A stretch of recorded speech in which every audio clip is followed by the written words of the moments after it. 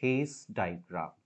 So basically, Hasse diagram is a way of representing partial order relation. We create this Hasse diagram for the partial order relations. So to be very quick review, what is a partial order relation? A relation will be a partial order relation if it is following these three conditions. One, it has to be reflexive. So the condition number one, that the relation is reflexive. The condition number two, this is anti-symmetric. And the condition number three, that it is transitive. So this is the condition number three. If any relation R attaining all these three conditions, then that's a partial order relation. And for the partial order relation, we create the Hasse diagram. Now let us understand the steps that are involved in creating the Hasse diagram. Step number one, create digraph. Step number two, remove all self circles, and we'll just mark a dot in place of the circles, and then we'll label those dots. Okay. Then step number three, we will convert all arrows to upward direction, and then we will replace these upward arrows by lines only. And step number four, we will remove all transitive edges. Create Hasse diagram for the poset. And now what is the poset? Poset is the combination of the set and the partial order relation itself, which is represented by A and divides when A is a set with elements 1, 2, 4 and 8. So these are all the elements. Okay. And what is the relation? Relation is divides, which means A divides B. Before creating the Hasse diagram, let's quickly identify whether actually this is a poset or not. Although it is already given in the example, we do not need to check it, but again we'll just check it for our revision. So whether this will be a partial order relation or not, whether this will be reflexive, let's try and form the relation R. So we can see that in relation R, 1 comma 1 will be there, 2 comma 2 will be there, because 1 divides 1, 2 divides 2, then 4 divides 4 and 8 also divides 8. So these elements will be there. Then 1 comma 2 will be there, 1 comma 4 will be there, 1 comma 8 will be there. And after that we'll have 2 comma 4 will be there, 2 comma 8 will be there, then we'll have 4 comma 8 will be there, and 8 comma 8 we have already written.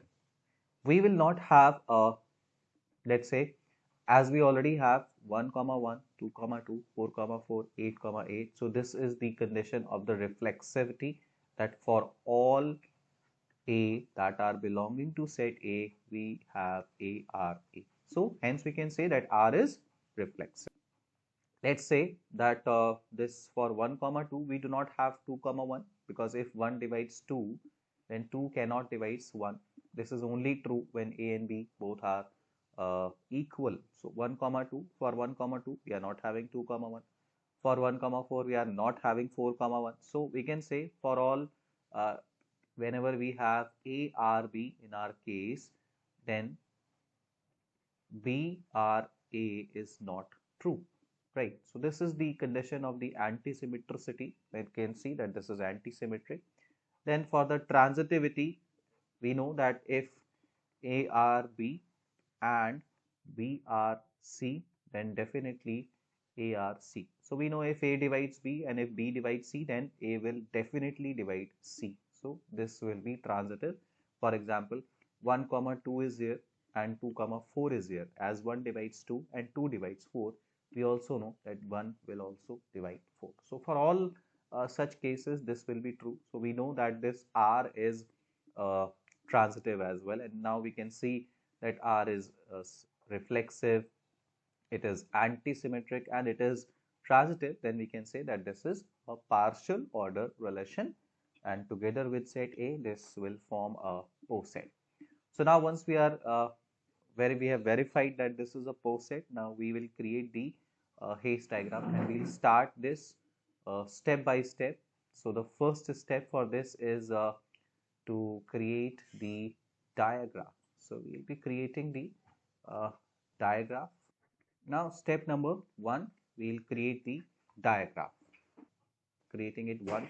Then we will find out other element which is not related with this, and we'll keep it in the same level. But we know as we are having 1, 2, 4 and 8, we know there is no other any such element which is not related with 1. So we'll change the level, and then on the next level we'll have this 2.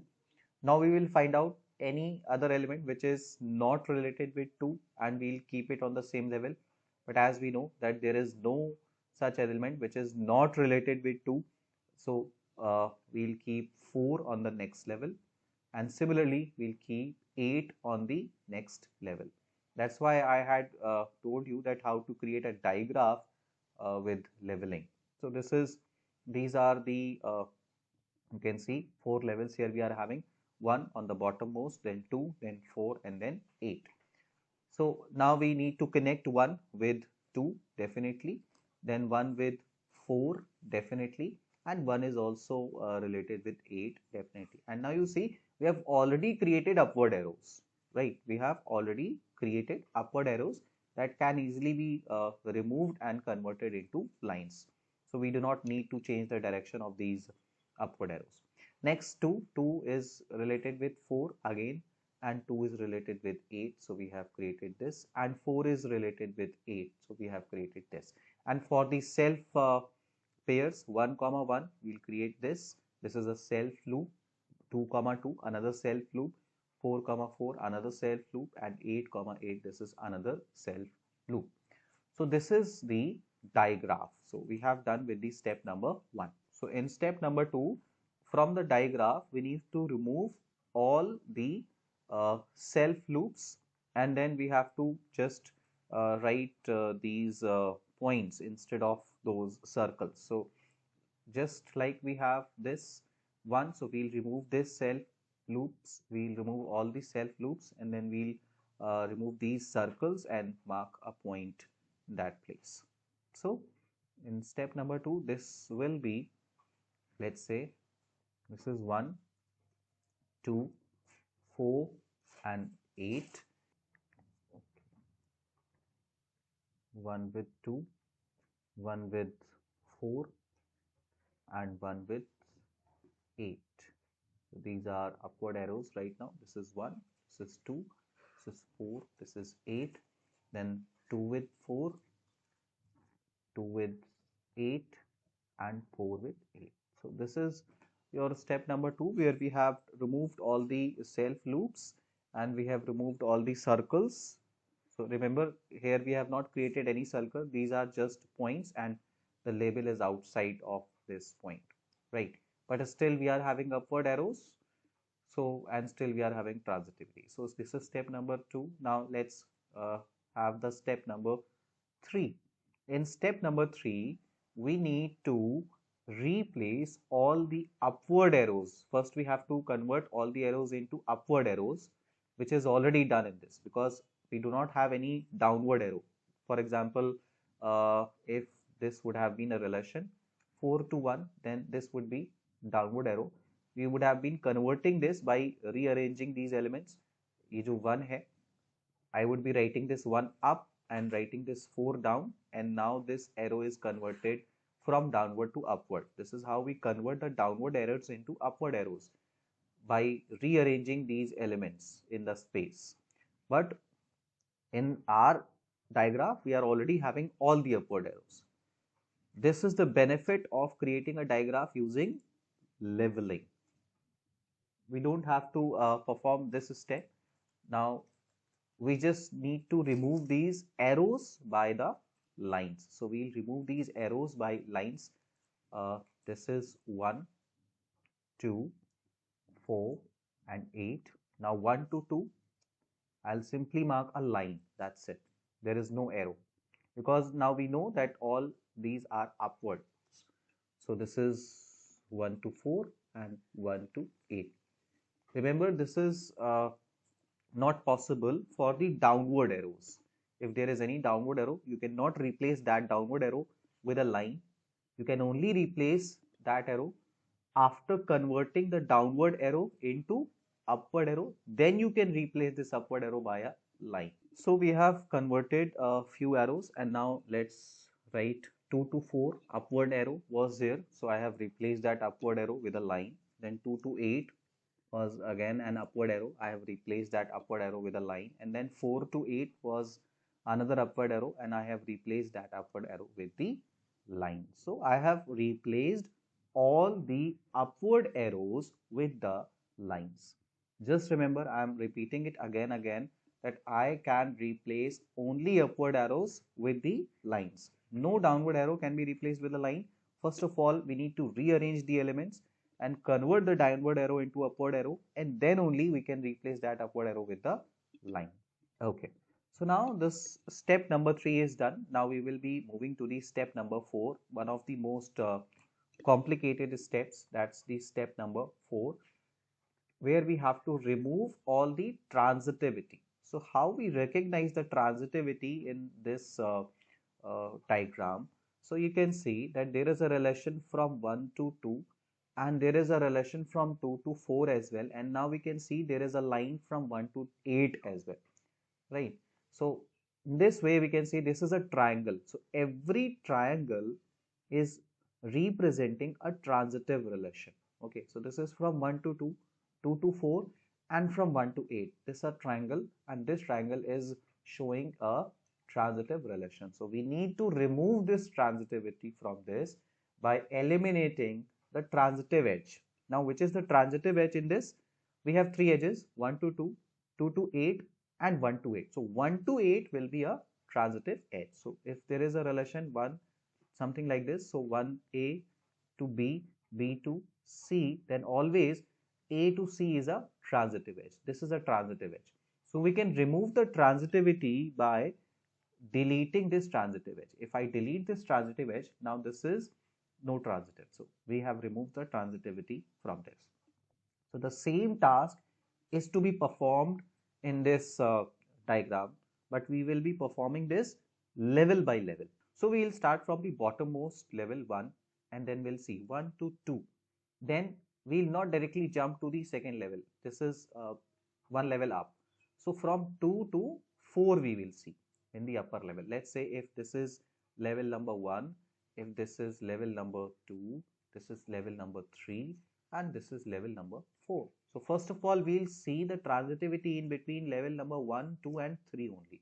We'll not jump to level 4 directly.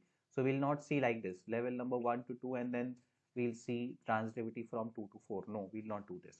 What we'll do is we'll see level by level. So first of all, we need to see in 1 to 2, and then we have 2 to 4. This is a connection. For that, we have a transitive edge which is 1 to 4. So we'll delete this transitive edge. We'll delete this transitive edge from here. So this transitive edge is deleted. So now this transitivity has been removed. Now we can see from 1 to 2 and 2 to 4 we are done. Then we'll move up. Where we'll go? We'll go from 1 to 2 and then from 2 to 4. So we'll 1 to 2 and then 2 to 4. We can see there's another transitive edge, and this transitive edge is 1 to 8. So we'll remove this transitive edge which is 1 to 8. So this has been removed. Okay, done. And now we can see the job of this level 1 is done. Now we'll jump to level number 2 and we'll start from 2. So now 2 to 3 and 3 to 4 we'll do. So let's see 2 to 4 and 4 to 8, and we have a transitive edge 2 to 8. This edge needs to be deleted. This was a triangle. This edge needs to be deleted. So we will delete this, and now we can see there are no triangles in the diagram. So we are done with our step number 4, and we have done with the removal of all the transitive edges from this, and we have removed all the transitivity from this diagram. So now whatever is the resultant is your Hasse diagram. So this is 1 to 2, 2 to 4, 4 to 8. Remember, this is free from This is free from self loops. This is free from self loops. This is free from circles and labels, right? Labeled circles. This is free from labeled circles. This is free from arrows, and this is also free from transitive edges. This is also free from transitive edges. So if we compare this with the digraph contains all these things, but the haze diagram is free from self loops, free from circles and labels, free from arrows, and free from transitive edges.